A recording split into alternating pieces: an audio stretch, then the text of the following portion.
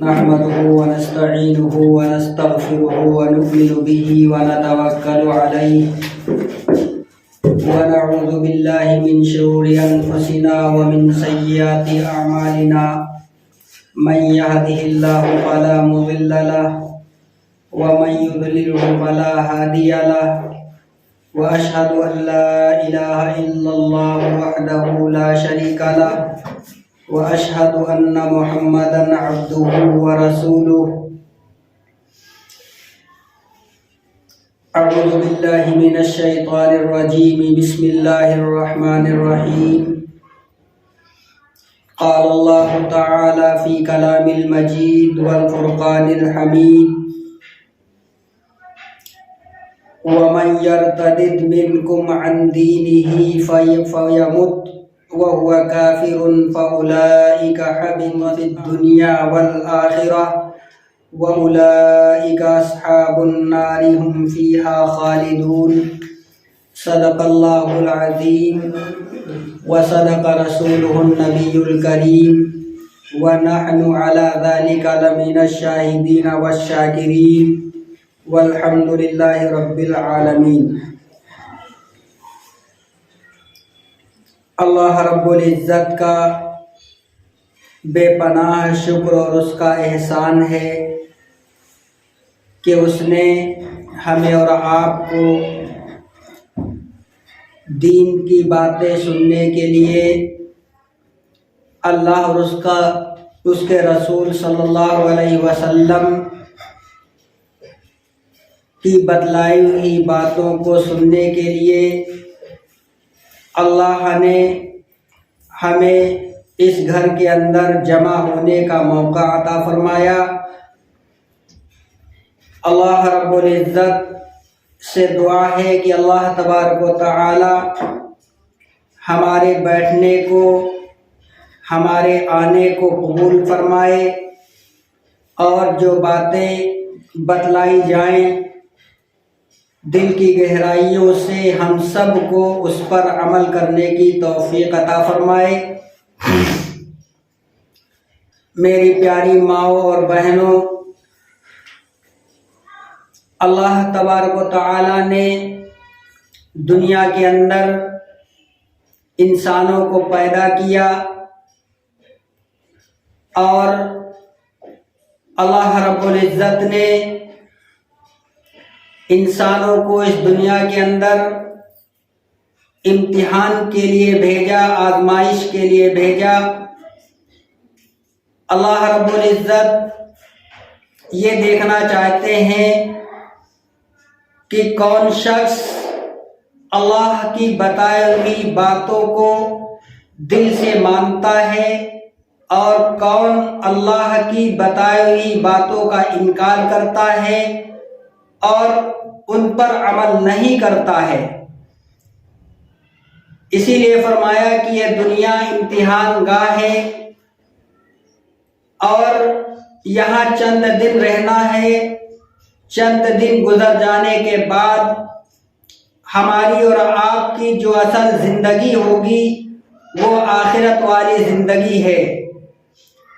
اس دنیا کے اندر ہم جو کریں گے، جتنی اللہ کی عبادتیں کریں گے، جتنی اس کی بتائی ہوئی باتوں کو مانیں گے اور شریعت اسلامیہ پر جتنا ہم عمل کریں گے، اللہ تبارک و تعالیٰ کے وہاں اس کا ہمیں اجر و ثواب ملے گا اور انہی کے حساب سے اللہ تبارک و تعالیٰ میدان محشر میں ہمارے اوپر اپنا فیصلہ فرمائیں گے اور اپنا حکم نازل فرمائیں گے۔ میری اور ماں اور بہنوں، قرآن مقدس کی ایک چھوٹی سی آیت میں نے تلاوت کی۔ اس آیت کے اندر اللہ رب العزت یہ ارشاد فرماتے ہیں کہ تم میں سے جو شخص مرتد ہو جائے اور ارتداد کو اختیار کرے وہ شخص کافر ہے اور اس کی موت کفر کی حالت میں ہوتی ہے، اور یہاں کے بعد دنیا کے اندر جتنے بھی وہ نیک اعمال کرتا ہے سارے نیک اعمال تباہ اور برباد ہو جاتے ہیں. آخرت میں ان نیک اعمال پر اللہ کے وہاں کوئی اجر و ثواب ملنے والا نہیں ہے. آگے ارشاد فرمایا ایسے لوگ جو مذہب اسلام کو چھوڑ کر کے مذہب کفر کو اختیار کرتے ہیں اور مرتد ہو جاتے ہیں وہ لوگ ہمیشہ ہمیش والی جہنم میں مبتلا کیے جائیں گے اور وہ ایسی جہنم ہوگی جس جہنم کے اندر آگ کا عذاب ہوگا اور وہ لوگ ہمیشہ اس آگ کے عذاب میں جلتے رہیں گے.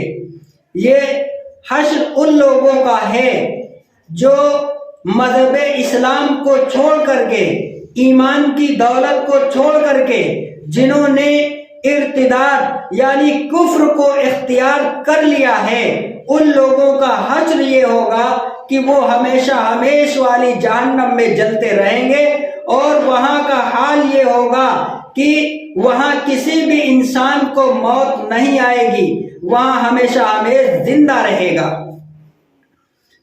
دنیا کے اندر آپ غور کر لیجئے کہ ہمارے اور آپ کے جسم کے اندر اللہ نے کتنی بے شمار نعمتیں پیدا کر رکھی ہیں, نہ جانے کتنی اللہ نے نعمتیں خود ہمارے جسم کے اندر دے رکھی ہیں اور ایسی نعمتیں جن کو کوئی بھی انسان کوئی بھی ٹیکنالوجی کا ماہر شخص شمار نہیں کر سکتا. قرآن کے اندر فرمایا لا تعدوا نعمت اللہ لا تحصوها وَإِن تَعُدُّوا نِعْمَتَ اللَّهِ لَا تُحْصُوهَا کہ اگر تم اللہ کی نعمتوں کا شمار کرنا چاہو, اللہ کی نعمتوں کو گننا چاہو تو اللہ کی نعمتوں کو گن نہیں سکتے. یہ تمہارے بس سے باہر ہے.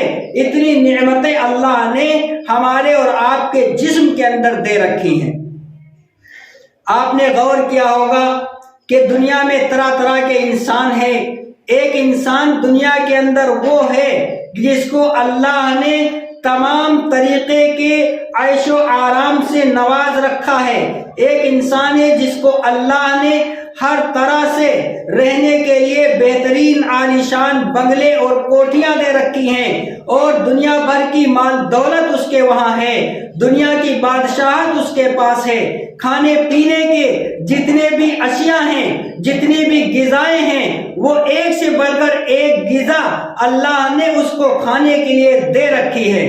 پہننے کے لیے قیمتی سے قیمتی لباس اللہ نے اس کو عطا کر رکھا ہے. لیکن میری ماں اور بہنوں, اس انسان کے پاس ظاہری اعتبار سے کوئی پریشانی اس کے اوپر لائق نہیں ہے. ہر طرح سے اس کو عیش و عشرت ہے, ہر طرح سے اس کو راحت اور آرام حاصل ہے, اطمینان اور سکون کی زندگی گزار رہا ہے. لیکن میری ماں اور بہنوں, اس کے پاس ان نعمتوں کے علاوہ جو سب سے بڑی نعمت ہے وہ ایمان کی دولت ہے اور وہ شخص ایمان کی دولت سے محروم ہے. ایمان کی دولت اس کے اندر نہیں ہے. اب اگر وہ انسان یہ سوچے کہ اللہ نے میرے اوپر اتنے احسانات کیے ہیں, اللہ نے مجھے طرح طرح کے کھانے کی غذائیں دی ہیں, اللہ نے مجھے طرح طرح کے پہننے کے لباس دیے ہیں, ہر طریقے کی فراوانی ہے, مجھے کبھی بیماری نہیں آتی, مجھے کوئی پریشانی نہیں آتی, مجھے کوئی دکھ نہیں آتا. اگر وہ سوچے کہ اللہ کی ذات مجھ سے راضی اور خوش ہے تو اس کی یہ غلط فہمی ہے. اللہ تبارک و تعالیٰ نے اگر کسی انسان کو مال دولت سے نوازا ہے, کسی انسان کو زیب و زینت سے نوازا ہے, کسی انسان کو قیمتی سے قیمتی لباس سے نوازا ہے, کسی انسان کو اگر اللہ نے مصیبتوں سے دور رکھا ہے, بیماریوں سے دور رکھا ہے، پریشانیوں سے دور رکھا ہے۔ لیکن اگر اس انسان کے اندر ایمان نہیں ہے، اس کا دل ایمان سے خالی ہے، اگر وہ انسان یہ سوچے کہ اللہ کی ذات مجھ سے خوش ہے، اللہ مجھ سے راضی ہے، اسی وجہ سے اللہ نے مجھے کوئی پریشانی نہیں دی ہے، اسی وجہ سے اللہ نے کوئی مصیبت میرے اوپر نہیں نازل کی ہے، اگر وہ انسان یہ سوچ رہا ہے تو اس کی یہ غلط فہمی ہے۔ کیوں؟ اس لیے کہ ان تمام نعمتوں سے جو نعمتیں اللہ نے اس کو دی ہیں، ان تمام نعمتوں سے زیادہ کئی لاکھوں درجے افضل اور بہتر چیز جو ہے وہ ایمان کی دولت ہے، اور اس کا دل ایمان سے خالی ہے، اس کا دماغ ایمان سے خالی ہے، وہ ایمان نہیں رکھتا ہے اپنے دل کے اندر۔ تو اگر وہ سوچے اللہ مجھ سے راضی ہے تو یہ اس کی غلط فہمی ہے۔ اس کے بالمقابل ایک دوسرا شخص ایسا ہے جس کو اللہ نے دنیا کے اندر بے شمار پریشانیوں کے اندر مبتلا کر رکھا ہے، روپیے پیسے سے پریشان ہے، کھانے پینے سے محتاج ہے، اور پہننے کے لیے اس کے پاس ایک لباس نہیں، کھانے کے لیے اس کو اللہ نے ایک وقت کی روٹی نہیں دی ہے، رہنے کے لیے اس کو ایک جھوپڑی نہیں عطا کی ہے، اور طرح طرح سے وہ پریشانیوں سے گھرا ہوا ہے، کبھی بخار کی پریشانی، کبھی اور کوئی جسمانی پریشانی، گویا کہ وہ ہر اعتبار سے اپاہج اور معذوروں والی زندگی گزار رہا ہے۔ لیکن اللہ نے اس کے دل کے اندر ایمان کی دولت بٹھا رکھی ہے، اللہ نے اس کو ایمان کی دولت سے نواز رکھا ہے۔ تو یہ شخص اگر یہ سوچے کہ اللہ مجھ سے شاید ناراض ہے، اللہ مجھ سے خوش نہیں ہے، اسی وجہ سے اللہ مجھے معذور اور مجھے مفلوج بنا کر کے دنیا کے اندر رکھ رہا ہے، اسی وجہ سے اللہ مجھے آئے دن پریشانیوں سے دوچار کر رہا ہے، اسی وجہ سے اللہ کبھی مجھے بخار دیتا ہے، کبھی پیٹ درد ہوتا ہے، کبھی جسم میں کوئی پریشانی ہے، کبھی جسم میں کوئی پریشانی ہے۔ اگر وہ سوچے کہ اللہ مجھ سے ناراض ہے تو اس کو یہ نہیں سوچنا چاہیے، کیونکہ دنیا کی راحت اور آرام، دنیا کی زیب و زینت، دنیا کا دھن دولت یہ صرف وقتی ہے، دنیا کی ہر چیز فنا ہو جانے والی ہے۔ لیکن اگر اللہ نے اسے ایمان کی دولت دے رکھی ہے، اس کے دل کے اندر اگر اللہ نے ایمان کو پیدا کر دیا ہے، ایمان اس کے دل کے اندر بیٹھا ہوا ہے، تو یہ آدمی جو مفلوج اور اپاہج اور معذوروں والی زندگی گزار رہا ہے، جو ہر طریقے سے پریشانیوں میں مبتلا ہے، وہ شخص اور اس کی زندگی اس انسان سے لاکھوں درجہ افضل ہے جو دنیا کے اندر ہر طریقے سے چین و سکون سے زندگی گزار رہا ہے، راحت و آرام کے اور ناز و نعمت سے اپنی پرورش پا رہا ہے، اور اس نے کوئی پریشانی دنیا کے اندر نہیں دیکھی ہے، لیکن اس کے اندر ایمان نہیں ہے۔ تو اس آدمی سے وہ پریشان آدمی جس کے پاس ایمان کی دولت ہے، وہ آدمی لاکھوں درجہ اس سے افضل اور بہتر ہے۔ کیوں بہتر ہے؟ بہتر اس لیے ہے کہ اس کا جو زیب و زینت ہے، اس کی جو بادشاہت ہے، اس کے جو کئی گودام مالوں سے بھرے ہوئے ہیں، وہ صرف چند دنوں کا ہے۔ چند دنوں کے گزرنے کے بعد وہ اس کا سارا مال دولت اور سب کچھ دھرا کا دھرا رہ جائے گا، سب ملیا میٹ ہو جائے گا، اور یہاں سے گزرنے کے بعد جب اس کے اوپر موت طاری ہوگی، پھر وہ اللہ سے ملاقات کرے گا، میدان محشر قائم ہوگا، وہاں پر اس کا مال دولت نہیں دیکھا جائے گا، اس کے روپیے پیسے نہیں دیکھے جائیں گے، اس کی آرام اللہ نہیں دیکھے گا، بلکہ اللہ تبارک و تعالی اگر دیکھے گا تو اس کا ایمان دیکھے گا، اس کے ایمان کی کیفیت دیکھے گا، اس کے اعمال دیکھے گا، اس کا کردار دیکھے گا، اس کا برتاؤ دیکھے گا کہ ہم نے تمہیں دنیا کے اندر مال دولت دیا تھا، تم نے اس مال دولت کو کہاں سے کمایا تھا اور کہاں اس کو خرچ کیا ہے، تم نے مال دولت میں مبتلا ہو کر کے، مال دولت میں اپنے آپ کو ڈال کر کے تم ایسا مست ہوئے، ایسا اس میں کھو گئے کہ تم نے اللہ کو بھلا دیا، تم نے اللہ کی عبادت کرنا چھوڑ دیا، تم نے رسول اللہ کا انکار کر دیا، تم نے شریعت مطہرہ کی پابندی نہیں کی، اللہ کی مرضی کے مطابق تم نے اپنی زندگی نہیں گزاری ہے، اللہ اس بات کی بات پرس کرے گا، اور اگر وہ شخص ایمان سے خالی جائے گا تو اللہ تبارک و تعالیٰ اس کا فیصلہ کریں گے اور وہ شخص جہنم میں رسید کر دیا جائے گا، اور ایسی جہنم ہوگی جہاں پر اسے تکلیف ہی تکلیف ہوگی، آگ کا عذاب ہوگا، وہ آگ کے اندر جلے گا۔ کیوں؟ اس لیے کہ وہ دنیا کے اندر مال دولت میں مست تھا، زیب و زینت میں مست تھا، آرام میں مست تھا، کوٹھیوں اور بنگلوں میں مست تھا، گاڑیوں اور گھوڑوں میں مست تھا۔ اللہ کی اس نے پرواہ نہیں کی، آخرت کی اس نے فکر نہیں کی، آخرت کی تیاری نہیں کی، اس کی وجہ سے آج اسے یہ سزا مل رہی ہے۔ تو میری ماں اور بہنوں، دنیا کے اندر اگر کوئی شخص مالدار ہے تو یہ نہ سوچے کہ اللہ مجھ سے راضی ہے۔ اللہ کے وہاں مال دولت نہیں دیکھا جاتا ہے، اللہ دیکھتا ہے تو صرف ایمان دیکھتا ہے، ہمارے دل کے اندر ایمانی جذبہ کتنا ہے، ہم اللہ والی کتنے کام کرتے ہیں، اللہ کے لیے کتنی عبادتیں کرتے ہیں، شریعت مطہرہ کے مطابق ہم کتنی اپنی زندگی گزارتے ہیں، دن رات میں کتنی بار ہم اللہ کے لیے ذکر و اذکار کرتے ہیں، اس کے لیے تلاوتیں کرتے ہیں، اس کے لیے صدقہ اور خیرات کرتے ہیں۔ اللہ تعالیٰ ان تمام چیزوں کو دیکھتا ہے۔ اس لیے میری ماں اور بہنوں، ایمان سب سے بڑی دولت ہے، ایمان سے بڑھ کر کوئی دولت نہیں ہو سکتی، ایمان سے زیادہ قیمتی کوئی چیز نہیں ہے۔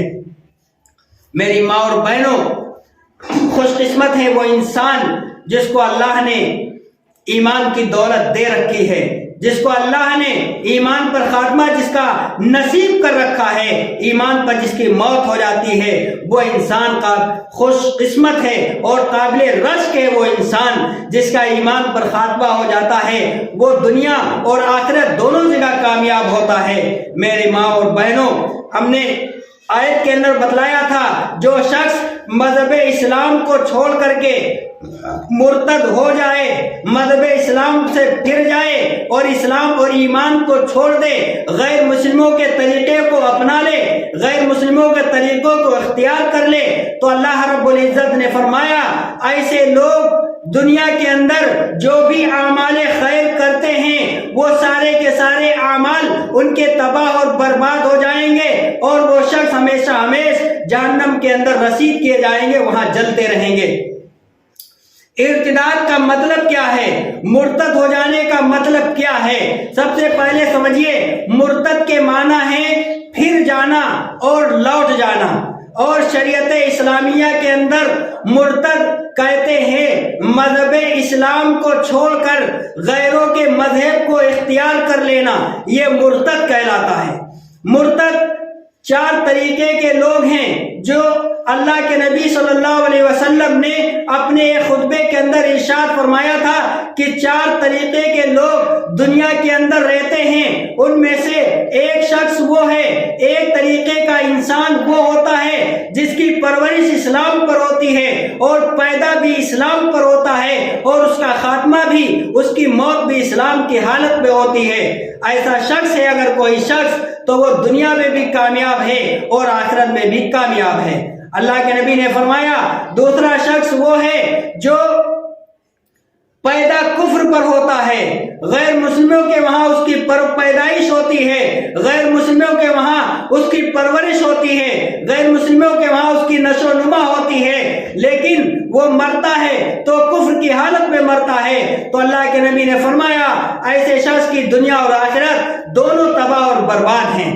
تیسرے نمبر پہ فرمایا تیسرا وہ شخص ہے جو دنیا کے اندر جب تک رہتا ہے پیدائش اس کی دنیا میں اسلام کے فطرت پر ہوتی ہے، مذہب اسلام کی حالت میں ہوتی ہے اور اس کی پرورش بھی مذہب اسلام پر ہوتی ہے، لیکن مرتے وقت وہ مرتد ہو جاتا ہے، مرتے وقت وہ غیر مسلم بن کر کے مرتا ہے۔ تو ایسے شخص نے دنیا کے اندر جتنے بھی نیک اعمال کیے تھے، جتنے بھی اللہ کی عبادتیں کی تھی، جتنے بھی اللہ کے لیے تلاوت قرآن کیا تھا، جتنے بھی اللہ کے لیے ذکر و اذکار صدقہ اور خیرات کیے تھے، اگر اس انسان کا خاتمہ ایمان پر نہیں ہوا، بھلے اس کی پوری زندگی اسلام پر گزری ہو، اللہ کی بتائے ہوئے احکامات پر گزری ہو، شریعت مطہرہ کے مطابق گزری ہو، لیکن اگر اس کا خاتمہ ایمان پر نہیں ہوتا ہے، مرتے कलमा नसीब नहीं होता है तो वो शख्स जो दुनिया के अंदर नेक अमाल करता था वो सारे के सारे अमाल उसके तबाह और बर्बाद हो जाएंगे। गुज़िश्ता जितने भी कार्य खैर हैं वो सब उसके ज़ाय हो जाएंगे। और चौथे नंबर पे अल्लाह के नबी ने फरमाया, चौथा वो शख्स है जो पैदा होता है कुफ्र की हालत में, परवरिश पाता है कुफ्र की हालत में, लेकिन मरते वक्त उसे कलमा नसीब हो जाता है, खात्मा उसका इस्लाम पर होता है, खात्मा उसका ईमान पर होता है।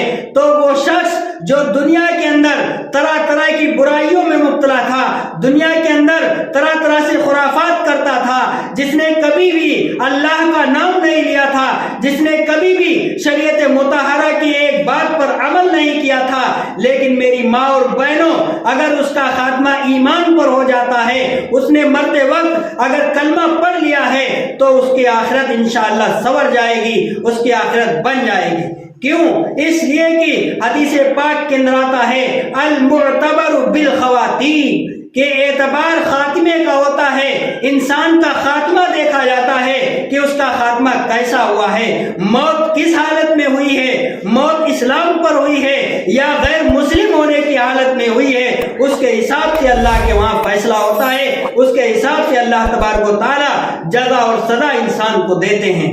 इसलिए मेरी माँ और बहनों, हमें ईमान को बचाने की सबसे ज्यादा फिक्र करनी चाहिए, ईमान को बचाने की सबसे ज्यादा तड़प हमारे दिलों के अंदर होनी चाहिए और अल्लाह से हर वक्त हमें ये दुआ करनी चाहिए कि अल्लाह जब तक हम जिंदा रहें, इस्लाम की हालत में जिंदा रहें, ईमान की हालत में जिंदा रहें, और जब हमें मौत आए, ईमान की हालत में मौत आए, ईमान पर खात्मा नसीब हो, मरते वक्त हमारी जबान पर कलमे तैयबा जारी हो जाए और नामे अमाल हमको दाहिने हाथ में नसीब हो जाए। ये दुआ हर वक्त हमको करते रहना चाहिए। अगर इंसान दुनिया के अंदर हर वक्त अल्लाह की इबादत करता है, उसका कोई काम अल्लाह की मर्जी के खिलाफ नहीं होता है, उसका कोई काम शरीयत इस्लामिया की मर्जी के खिलाफ नहीं होता है, और वो पांचों वक्त की नमाजें पढ़ता है और रोजे भी रखता है और ज़कात भी देता है, हज भी करता है, जितने भी अहकाम शरइया हैं उन तमाम अहकामात को दिल की गहराइयों से वो अमल करता है। इसलिए इंसान को चाहिए और ये सोचे कि हम अल्लाह की मर्जी के मुताबिक अपनी जिंदगी गुजार रहे हैं तो हमारा ईमान पर खात्मा जरूर होगा, मरते वक्त हमको कलमा जरूर नसीब होगा।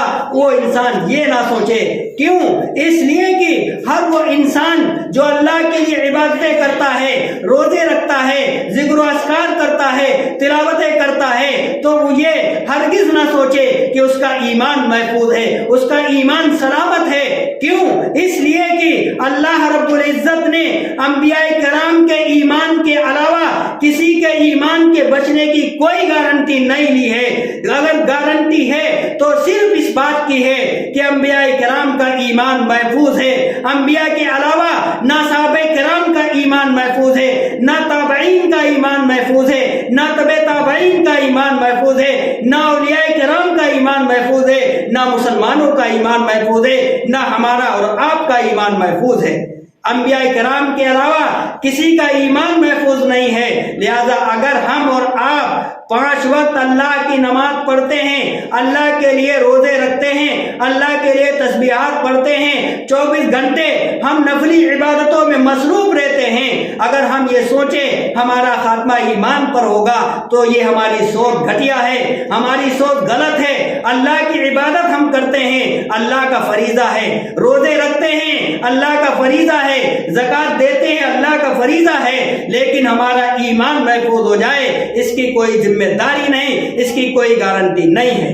हाँ, जब हम अल्लाह की मर्जी के मुताबिक हम सारे काम करेंगे, अल्लाह के नबी सल्लल्लाहु अलैहि वसल्लम की लाई हुई शरीयत के मुताबिक हम अपनी जिंदगी को गुजारेंगे तो हमें अल्लाह की जात से उम्मीद ये रखनी चाहिए कि इंशाअल्लाह हमारा ईमान पर खात्मा होगा, लेकिन गारंटी नहीं है। ईमान पर खात्मा होने की हमको उम्मीद अल्लाह की जात से जरूर रखनी चाहिए, लेकिन ये सोच करके कि हम अल्लाह की इबादत करते हैं, अल्लाह की मर्जी के मुताबिक अपनी जिंदगी गुजारते हैं, इसलिए हम बेफिक्र होकर के बैठ بیٹھ جائیں اور ایمان پر خاتمے کی دعائیں نہ کریں۔ ایمان پر خاتمے کے لیے جو دعائیں احادیث سے ثابت ہیں ہم ان دعاؤں کا اہتمام نہ کریں، یہ ہماری سوچ غلط ہے۔ یہ نہیں سوچنا ہے ایمان پر خاتمہ ہونا یہ اللہ کی مرضی کے مطابق ہے۔ اللہ کی مرضی اگر ہوگی تو ہمارا خاتمہ ایمان پر نہیں ہوگی تو ہم لاکھ اللہ کی عبادت کرتے ہوں، لاکھ اللہ کے لیے سجدے کرتے ہوں، تہجد پڑھتے ہوں، نوافل پڑھتے ہوں، کوئی بھی صدقہ اور خیرات یا کوئی بھی ذکر کرتے ہوں، کوئی بھی اللہ کی مرضی کے مطابق ہم اپنا کام کرتے ہوں، لیکن ہمارا ایمان پر خاتمہ ہو اس کی کوئی گارنٹی نہیں۔ گارنٹی صرف اور صرف انبیاء کرام کے ایمان کی ہے کہ انبیاء کرام کے ایمان کی گارنٹی ہے ان کا خاتمہ ایمان پر ہوگا۔ لیکن انبیاء کرام کے واقعات کو سنیے، انبیاء کرام کے واقعات کو دیکھیے، تب پتہ چلے گا کہ اللہ نے انبیاء کرام کے ایمان کی گارنٹی لے رکھی ہے، اس کے باوجود انبیاء کرام کو ایمان کے بچانے کی فکر رہتی تھی۔ انبیاء کرام دعائیں کرتے تھے اللہ سے، اے اللہ ہمارے اور ہماری اولاد کے ایمان کو سلامت رکھنا، ہمارا ایمان پر خاتمہ فرمانا اور ہماری اولاد کا بھی ایمان پر خاتمہ فرمانا۔ انبیاء کرام کے واقعات بڑے بڑے واقعات گزرے ہیں۔ ایک واقعہ حضرت ابراہیم علیہ السلام کا گزرا ہے جن کا خطاب ہے ابو الانبیاء، جو تمام انبیاء کے باپ کہلاتے ہیں۔ وہ دعائیں کرتے تھے کہ اللہ ہمارے ایمان کو بچا لینا، ہمارا خاتمہ ایمان پر فرما دینا۔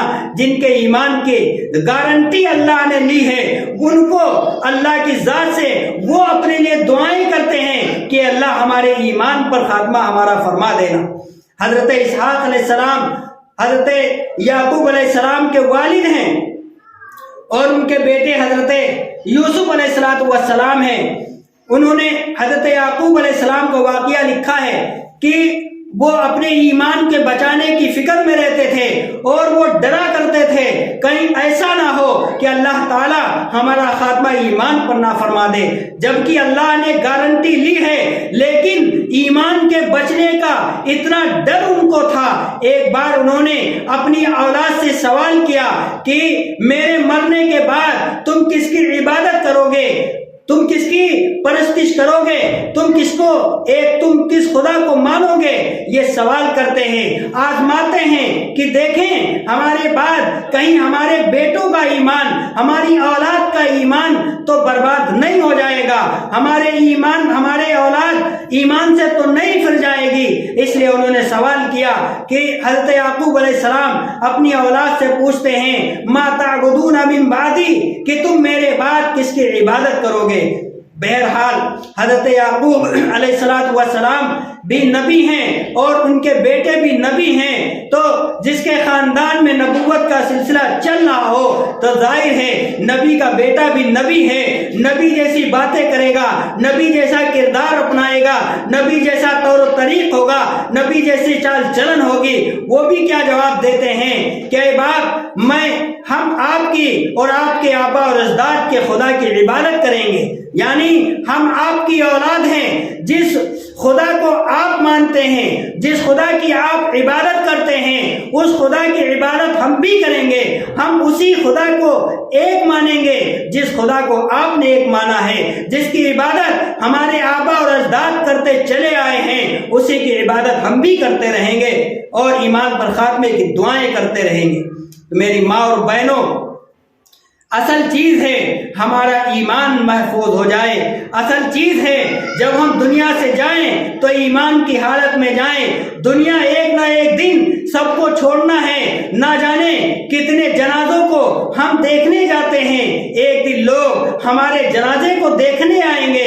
یہ دنیا کا دستور ہے کہ آج جو دنیا میں پیدا ہوا ہے کل اسے دنیا کو چھوڑنا ہے، دنیا سے دوسری دنیا جو اصل زندگی ہوگی اس زندگی کی طرف اس کو رجوع کرنا ہے۔ اب ہمیں فکر کرنی چاہیے کہ وہ جو ہماری اصل زندگی ہے اس اصل زندگی کے لیے ہم نے کیا تیاریاں کی ہیں، کون سے اعمال کیے ہیں، کن اعمال کے ساتھ ہم اللہ کے دربار میں حاضر ہوں گے، کیونکہ میدان محشر میں جب اللہ کا خطاب ہوگا، میدان محشر میں جب ہماری پیشی ہوگی تو وہاں کوئی کسی کا پرسان حال نہیں ہوگا، बाप बेटे को नहीं पहचानेगा, बेटा बाप को नहीं पहचानेगा, माँ बेटी से भागेगी, बेटी माँ से भागेगी।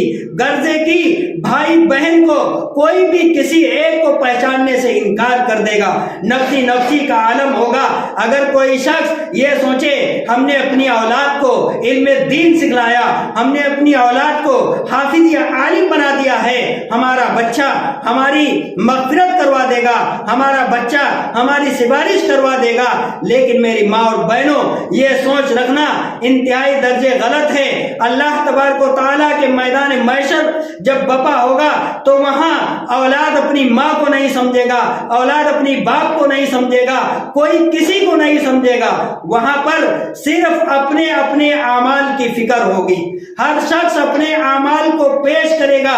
अगर कोई कहेगा कि हम तुम्हारी माँ थे, हम तुम्हारे बाप थे, तो बच्चा इनकार कर देगा और नेकियां देने से इनकार करेगा और उसको नेकियां नहीं देगा। इसलिए मेरी माँ और बहनों, हमें उस वक्त के आने से पहले हमें आखिरत की तैयारी करनी चाहिए और आखिरत की फिक्र लाहिक करनी चाहिए। अपने दिलों के अंदर ईमान को खास तौर से बिठाना चाहिए। अगर ईमान होगा तो इंशाअल्लाह आखिरत हमारी कामयाब होगी, और अगर ईमान हमारा महफूज नहीं होगा तो हमारी दुनिया भी तबाह और बर्बाद होगी और आखिरत भी हमारी तबाह और बर्बाद हो जाएगी। क्योंकि देखा यह गया है कि आज बहुत से घरों का माहौल ऐसा है कि उनके घरों में दीनदारी नाम की कोई चीज नहीं है। उनके बच्चे दीन से कोसों दूर है। रोजे और नमाज का कोई उनके घर पाबंद नहीं है, तिलावत कुरान का है कि पाबंदी नहीं है, जिक्र और अस्कार का एहतमाम नहीं है। जब हम अल्लाह की मर्जी के खिलाफ सारे काम करते हैं और करते रहेंगे तो अल्लाह तबारक व तआला हमसे कब राजी होगा, और अल्लाह तबारक व तआला हमारे ईमान पर खात्मा हमारा कब करेगा। और जाहिर बात है, जैसा हम दुनिया के अंदर करेंगे, जो दुनिया में बोएंगे आखिरत में वही हमको काटना है। अगर हम दुनिया में अच्छे अमाल करेंगे, दुनिया में अल्लाह की मर्जी के मुताबिक हम अपनी जिंदगी गुजारेंगे, तो अल्लाह की जात से उम्मीद है कि अल्लाह तबारक व तआला हमारी आखिरत भी बना देगा और आखिरत में भी अल्लाह तबारक व तआला हमसे राजी और खुश होकर हमें जन्नतुल फिरदौस में हमारा दाखिला आसान कर देगा। सबसे बड़ी चीज है हमारा ईमान पर खात्मा हो जाए। अगर ईमान पर खात्मा नहीं है तो सब कुछ हमारा बेकार है। लाख हम इबादतें करते हों, लाख हम रोजे रखते हों, लाख हम सदके और खैरात करते हों, लेकिन अगर ईमान पर खात्मा नहीं है तो सब कुछ किया कराया दुनिया का हमारा रायगा तबाह और बर्बाद हो जाएगा। इसलिए मेरी माँ और बहनों, हमें और आपको चाहिए कि हम अपने घरों को दीनी घराना बनाएं, अपने माहौल को दीनी माहौल बनाएं, हमारा रहन सहन, हमारा किरदार, हमारा बर्ताव शरीयत इस्लामिया के मुताबिक हो जाए, हमारे बच्चे इस्लामी सांचे पर ढल जाएं, तो इंशाअल्लाह अल्लाह तबारक व तआला हमारी दुनिया के अंदर भी हमारी इज्जत करेंगे और इज्जत करवाएंगे और आखिरत भी हमारी इंशाअल्लाह बन जाएगी। आज हमारे बहुत से घरों का माहौल इतना गंदा है, इतना खराब है कि आज हमारे घरों के बच्चे और बच्चियां गैरों के तरीके को इख्तियार कर रहे हैं। बिला धड़क मज़हब इस्लाम को छोड़ करके गैर मुस्लिमों के वहाँ जा रहे हैं, गैर मुस्लिमों के वहाँ अपनी शादियां कर रहे हैं। मेरी माँ और बहनों, ये इस्लाम की कमी है, इस्लामी तालीमात की कमी है, जिसकी वजह से आज हमारे घर की बहू बेटियां, हमारे घर के बच्चे गैरों के तरीके को इख्तियार कर रहे हैं, गैरों के मजहब के ऊपर अमल कर रहे हैं, गैरों के वहाँ शादियां कर रही हैं। हिंदुस्तान का एक अखबार रिपोर्टर है, उसने सर्वे किया हिंदुस्तान का और उसने रिपोर्ट दी कि 2017 से लेकर के 2021 तक 40,000 से जायद मुस्लिम घराने की बहू बेटियां गैर मुस्लिमों के वहां जिंदगी गुजार रही हैं, गैर मुस्लिमों के वहां शादियां कर रही हैं, गैर मुस्लिमों के वहां अपने रिश्ते कर रही हैं। इसकी वजह क्या है? इसकी वजह यह है कि हम अपने घर के माहौल को दीनी माहौल नहीं बना रहे हैं, हम अपनी बच्चियों को खुलेआम छोड़ रहे हैं, हम अपनी बच्चियों को बेपर्दा बाजारों में जाने की इजाजत اجازت دے رہے ہیں، جس کا اثر یہ ہو رہا ہے ہماری بچیاں غیروں سے محبت کرنے لگتی ہیں، ہمارے بچے غیروں کی لڑکیوں سے محبت کرنے لگتے ہیں، جس کا برا نتیجہ یہ ہوتا ہے کہ وہ ہمارے گھروں کو مذہب اسلام جیسی دولت کو چھوڑ کر کے وہ غیروں کو یہاں زندگی گزارنے پر آمادہ ہو جاتی ہیں۔ بہت سے واقعات ہمارے سامنے بھی آتے ہیں، کئی بار عورتیں آتی ہیں اور کہتی ہیں کہ مولانا صاحب دعا کر دیجئے، ہمارے بچے یا ہماری بچیاں فلاں غیر مسلم لڑکا ہے اس کے ساتھ رشتہ کرنا چاہتی ہے۔ بڑا افسوس ہوتا ہے، تعجب ہوتا ہے کہ ایک مسلم گھرانے کا لڑکا، ایک مسلم گھرانے کی لڑکی غیر مسلم گھرانے کے لڑکے کے ساتھ فرار ہوتی ہے، اس کے ساتھ شادی بیاہ رچنے کو تیار ہوتی ہے۔ یہ کیا ہے؟ یہ ہماری دین سے دوری ہے، اسلام سے دوری ہے، ایمان کی کمزوری ہے، جس کی وجہ سے ہماری بچیاں، ہمارے بچے مرتد ہو رہے ہیں، غیروں کے طریقوں کو اپنا رہے ہیں۔ RSS کا ایجنڈا تھا، ان کی محنت اور ان کی کوشش تھی کہ ان کا کہنا تھا 6 مہینے کے اندر ہم 2100 مسلم گھرانے کی بیٹیوں کو اپنے گھروں کی بہویں بنا کر کے لائیں گے۔ آج وہ اپنے ایجنڈے میں 100% کامیاب ہوتے نظر آ رہے ہیں۔ انہوں نے 2100 لڑکیوں کے لانے کی بات کی تھی، 2100 لڑکیوں کے بہویں بنانے کی بات کی تھی، لیکن اگر آج کا سروے کیا جائے تو 2100 نہیں بلکہ 21,000 سے زیادہ مسلم گھرانے کی لڑکیاں غیروں کے وہاں جا چکی ہیں، غیروں کے دین کو اپنا چکی ہیں۔ کیا وجہ ہے؟ جو مذہب اسلام ان کو سوٹ نہیں کرتا۔ مذہب اسلام سے بہتر کون سا مذہب ہو سکتا ہے؟ ایمان سے بڑھ کر کون سا ایمان ہو سکتا ہے؟ مذہب اسلام ہی صرف ایک ایسا مذہب ہے جس نے عورتوں کو ایک بڑا مقام دیا ہے۔ مذہب اسلام کے علاوہ کسی بھی مذہب کے اندر اتنا مقام عورتوں کو نہیں دیا گیا جتنا مقام عورتوں کو مذہب اسلام کے اندر دیا گیا ہے۔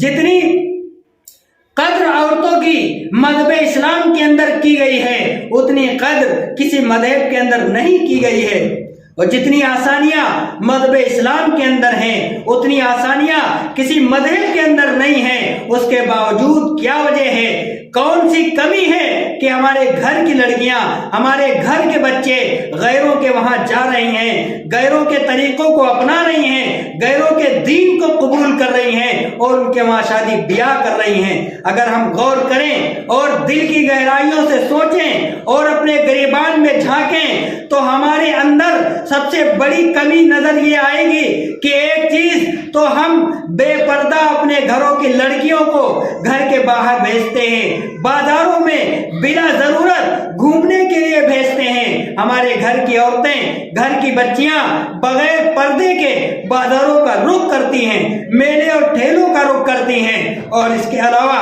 ہم اپنے گھروں کے بچیوں کو ایسے اسکولوں میں یا ایسے کالجوں میں بھیجتے ہیں جہاں بالغ مرد اور لڑکیاں ایک ساتھ مل کر کے تعلیم حاصل کرتے ہیں۔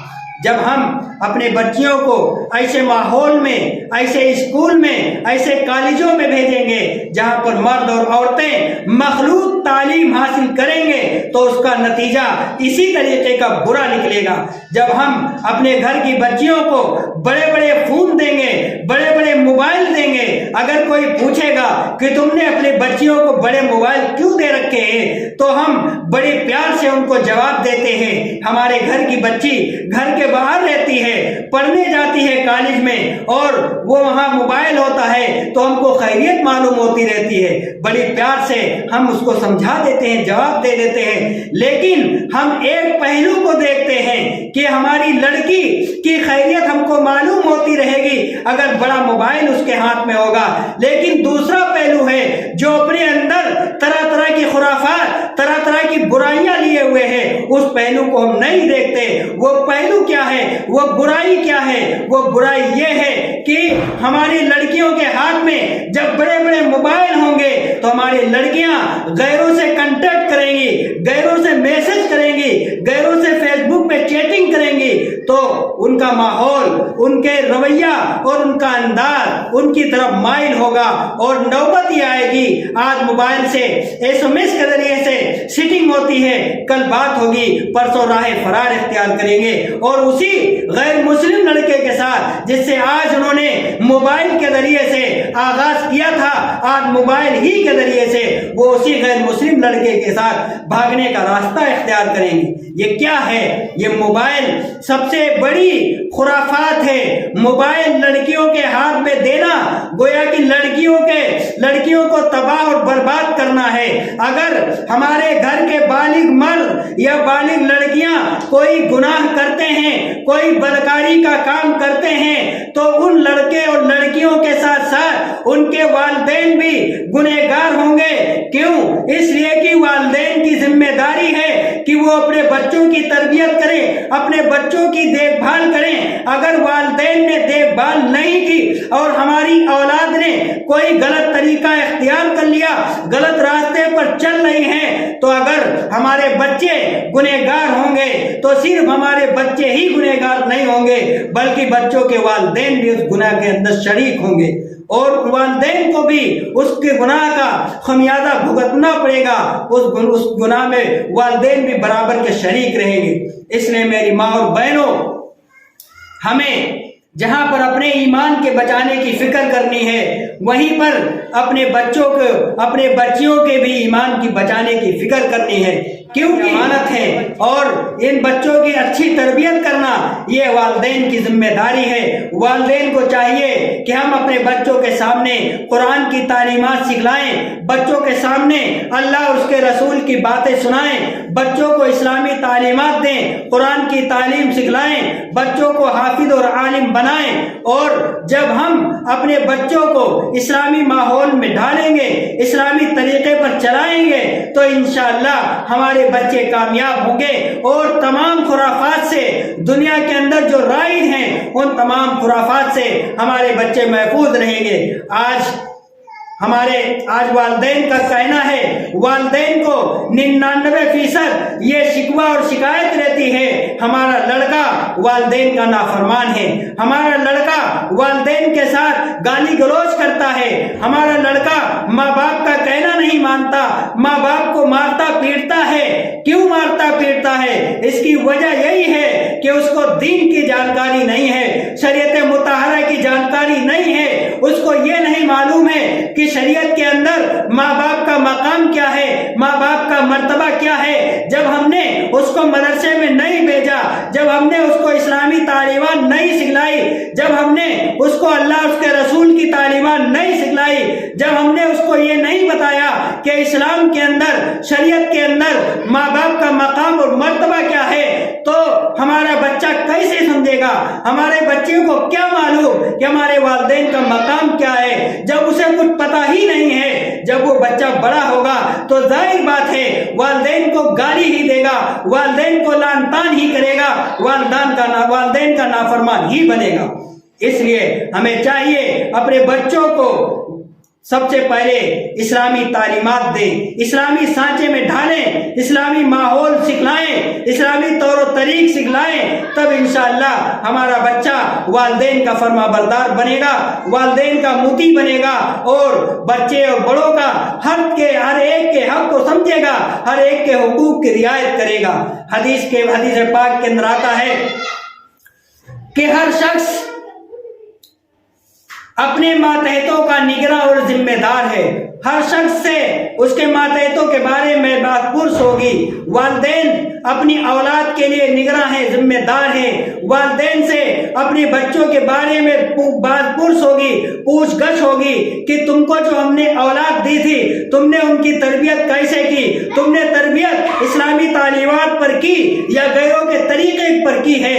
اگر ہم نے اسلامی تعلیمات کے خلاف اپنے بچوں کی تربیت کی ہوگی، اپنے بچوں کی پرورش کی ہوگی، تو اللہ کے وہاں ہماری گرفت ہوگی۔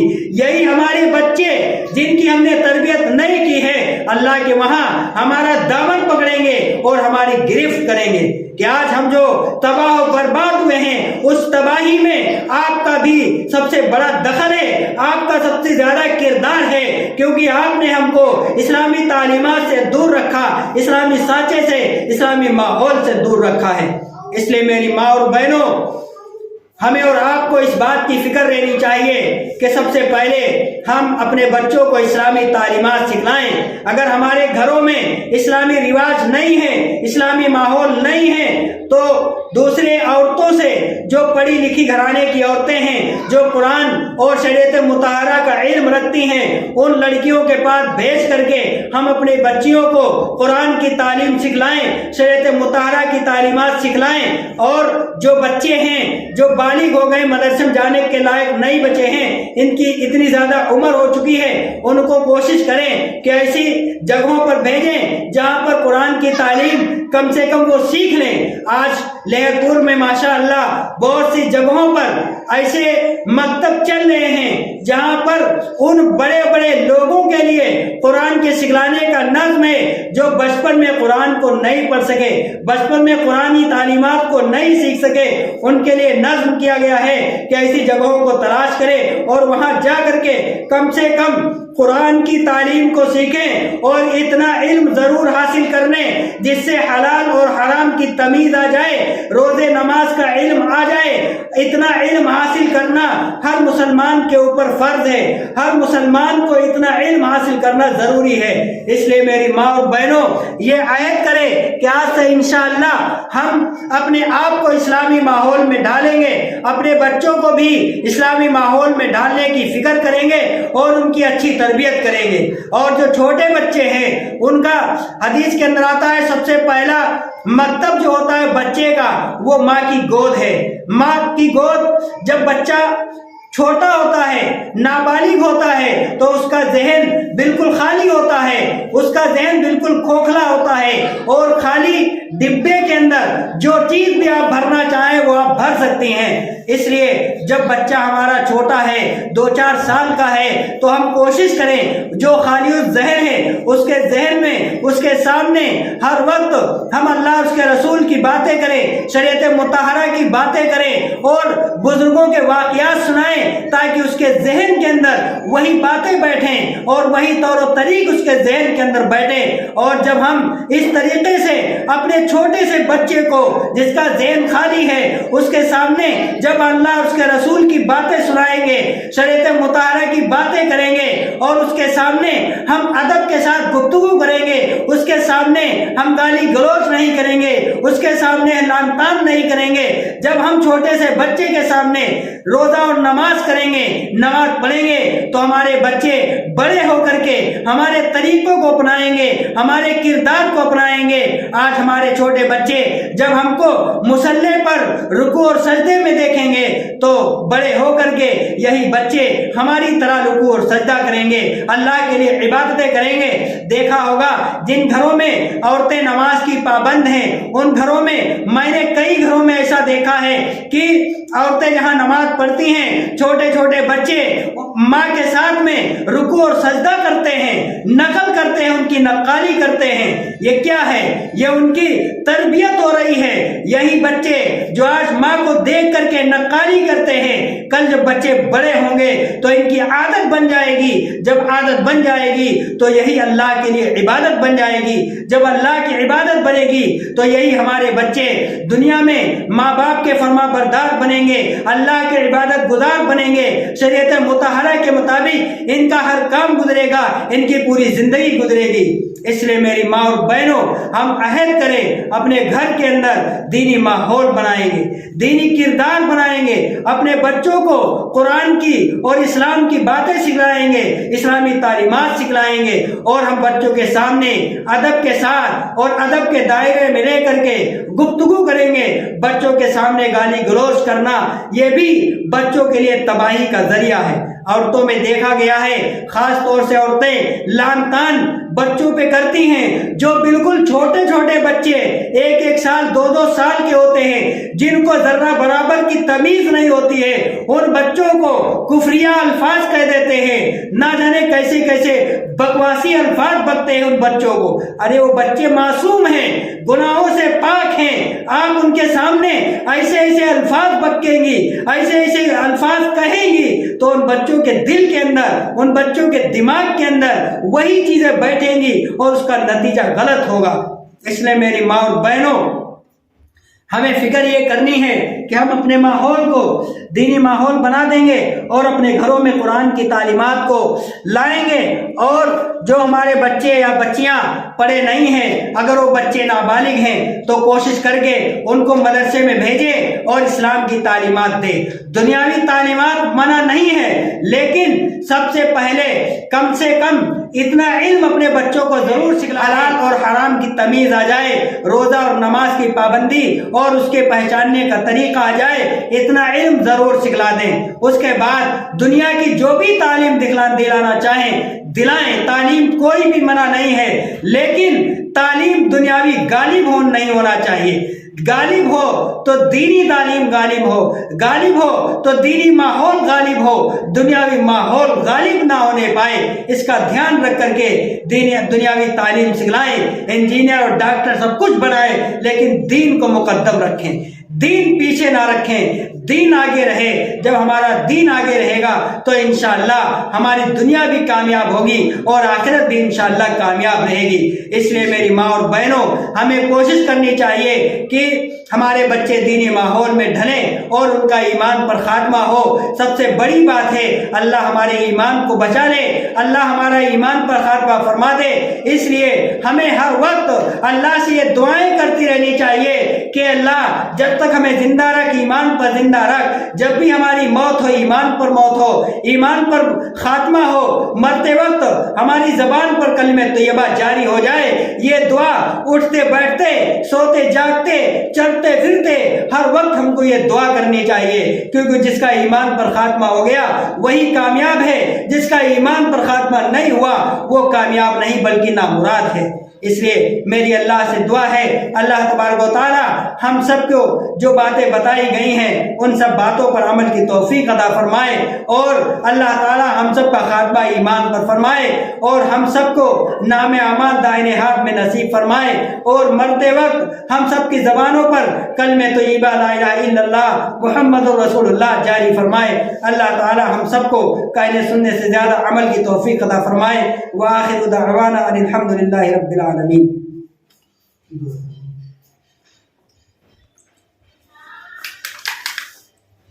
دعا کر لیجیے آپ۔ اللہم صلی علی محمد النبی الأمی وعلی آلہ وسلم تسلیما۔ لا الہ الا انت سبحانک انی کنت من الظالمین، لا الہ الا انت سبحانک انی کنت من الظالمین، لا الہ الا انت سبحانک انی کنت من الظالمین۔ اللہم انک عفو تحب العفو فاعف عنا یا کریم، اللہم انک عفو تحب العفو فاعف عنا یا کریم۔ ربنا ظلمنا انفسنا وان لم تغفر لنا وترحمنا لنکونن من الخاسرین، ربنا ظلمنا انفسنا وان لم تغفر لنا وترحمنا لنکونن من الخاسرین۔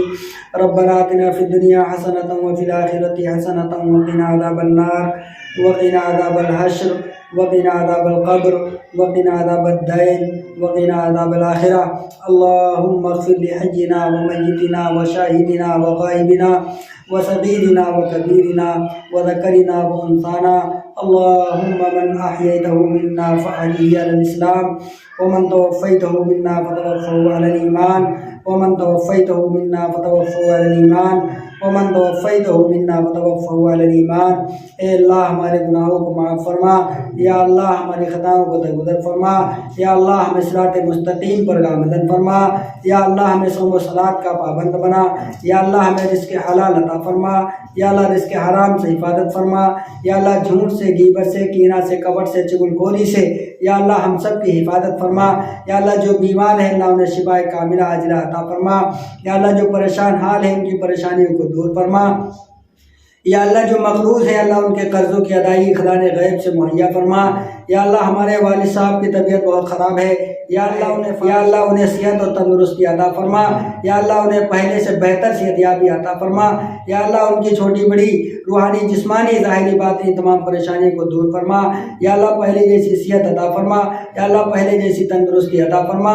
یا اللہ ہمارے گھروں کا ماحول دینی ماحول بنا دے۔ یا اللہ ہمارے گھروں میں اسلامی تعلیمات قائم فرما دے۔ یا اللہ ہمارے گھر کی بچیوں کو اسلامی ماحول میں ڈال دے، اسلامی طریقے پر ڈال دے۔ یا اللہ ہمارے بچیوں کے دلوں سے ایمان کی دولت کو قائم فرما دے۔ یا اللہ ہمارے بچوں کے گھر دلوں میں یا اللہ اس ایمان کی دولت کو قائم کر دے۔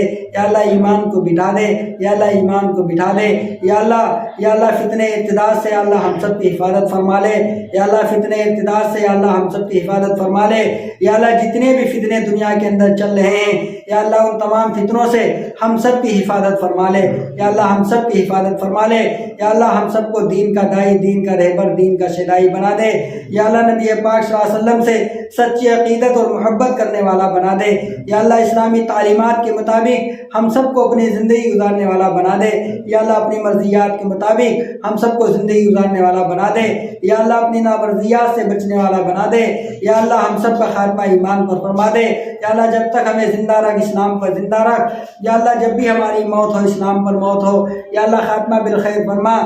یا اللہ نام اعمال داہنے ہاتھ میں نصیب فرما۔ یا اللہ مرتے وقت ہماری زبانوں پر کلمہ طیبہ جاری فرما۔ یا اللہ پلسرات پر سے گزرنا آسان فرما۔ یا اللہ پلسرات پر سے گزرنا آسان فرما۔ یا اللہ ہمیں مانگنا نہیں آتا بن مانگے عطا فرما۔ یا اللہ جو نہیں مانگا وہ بھی عطا فرما۔ یا اللہ جو مانگنے سے رہ گیا وہ بھی عطا فرما۔ یا اللہ ہماری تمام ٹوٹی پھوٹی دعاؤں کو نبی پاک صلی اللہ علیہ وسلم کے صدقے طفیل سے قبول فرما۔ یا اللہ قبول فرما۔ یا اللہ قبول فرما۔ یا اللہ قبول فرما۔ اللهم ربنا تقبل منا انك انت السميع العليم وتب علينا انك انت التواب الرحيم وصلى الله تعالى على خير خلقه محمد وآله وصحبه اجمعين برحمتك يا ارحم الراحمين۔